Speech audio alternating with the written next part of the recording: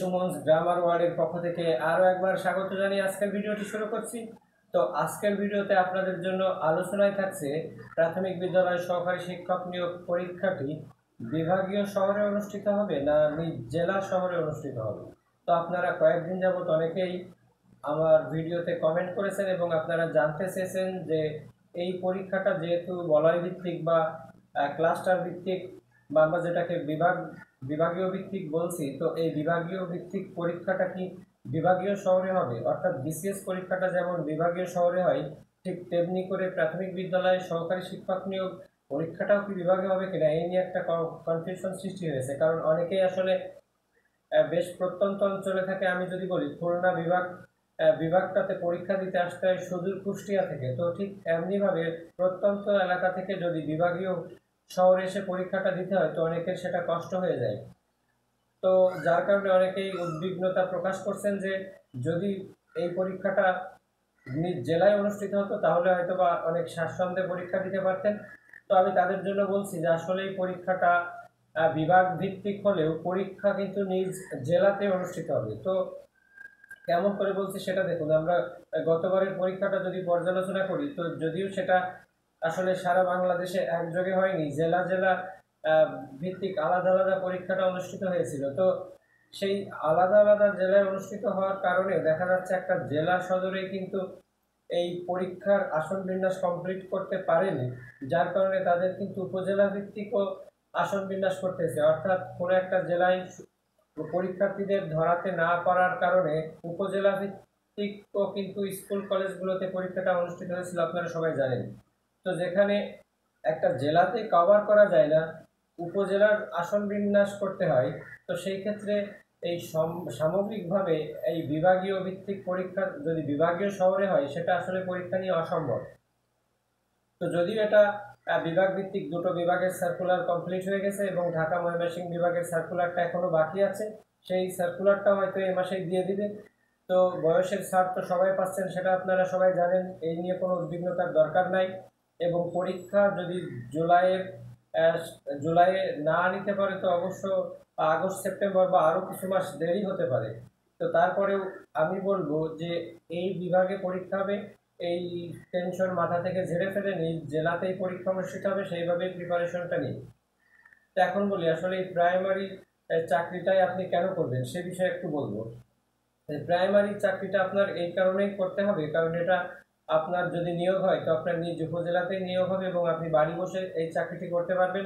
এবং বর্তমানে এই চাকরিতে কোনো প্রকার ঘুষ, কোনো প্রকার রেফারেন্স, কোনো প্রকার তদারকি ছাড়াই কিন্তু চাকরিটা সম্ভব হচ্ছে। তো যদিও এখানে কোটার কিছু জটিলতা আছে, তো তারপরেও দেখুন হিসাব করতে গেলে কোটা কিন্তু অনেক কমে গেছে। কারণ আগে যেখানে মুক্তিযোদ্ধা এবং প্রতিবন্ধীদের জন্য কোটা সংরক্ষণ করা হতো, এখন কিন্তু সেখানে কোটা নাই, শুধুমাত্র পোষ্য কোটাটা এখনো বলবৎ আছে। তো তারপরেও তার কার্যকারিতা কতটুকু সেটা ইন্টারনাল ব্যাপার।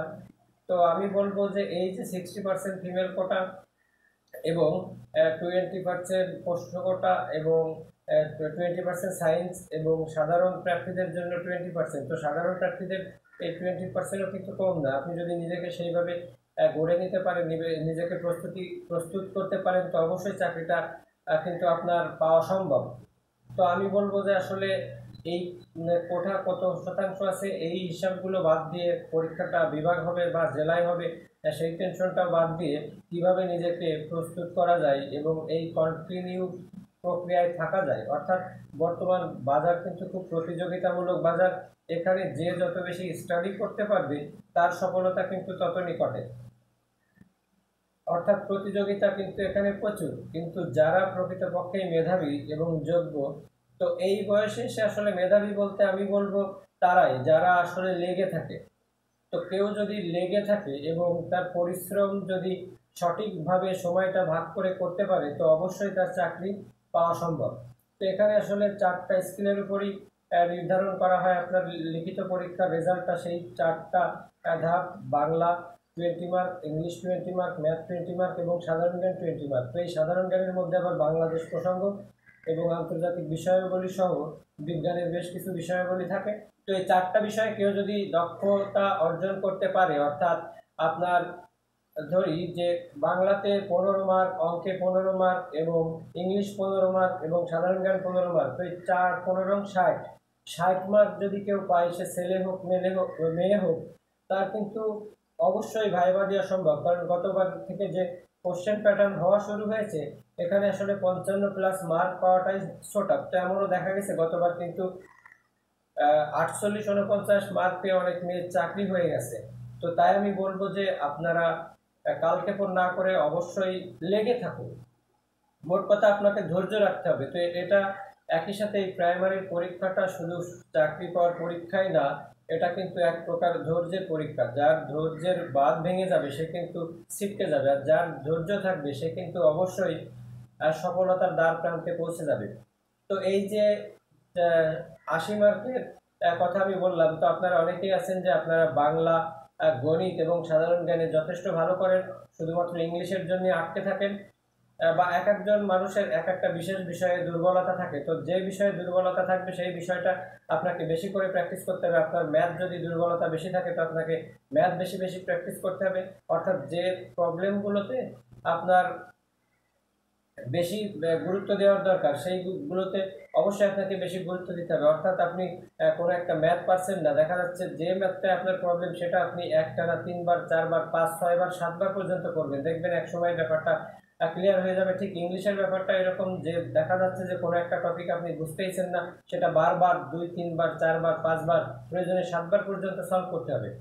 তো আমি অনলাইনে একটা ব্যাচ শুরু করতেছি। তো এই ব্যাচে ভর্তি ফি মান্থলি 600 টাকা। তো আমি চেষ্টা করব প্রত্যেকটা ধাপের এই পরীক্ষার আগে ইংলিশ কোর্সটা সম্পূর্ণ করিয়ে দিতে। তবে একবার আমি কোর্স ফি নিচ্ছি না, এতে তারপরে অনেকের চাপ হয়ে যাবে, যার কারণে আমি মান্থলি পেমেন্ট নিব, অর্থাৎ মাসে 600 টাকা নিব। এবং যদি কারোর সমস্যা থাকে, যেহেতু আমরা সবাই বেকার, তো অবশ্যই সে ফ্র্যাঙ্কলি আমাকে বলতে পারেন, আমি অবশ্যই তাদের জন্য বিশেষ ছাড় লাগবো। তো আমি আপনাদের কথা দিতে পারি, এই 80 মার্কের মধ্যে ইংলিশের দায়িত্বটা সম্পূর্ণ আমি নিব এবং ড্রাইভারটা সম্পূর্ণই আমার। আগ্রহী থাকবেন, অবশ্যই যোগাযোগ করবেন। আমার সুমন গ্রামার ওয়ার্ল্ড ফেসবুক পেজে ইনবক্স করতে পারেন, সুমন গাইন ফেসবুক আইডিতে ইনবক্স করতে পারেন। এছাড়া আমার mobile number plus WhatsApp number 01818916877 এই নাম্বারে। তো আমি আজকালকের মধ্যেই কাজটা শুরু করতে যাচ্ছি, মোটামুটি 20-25 জন হলে আমি এটা শুরু করব। তো সবার জন্য শুভকামনা, ভালো থাকবেন।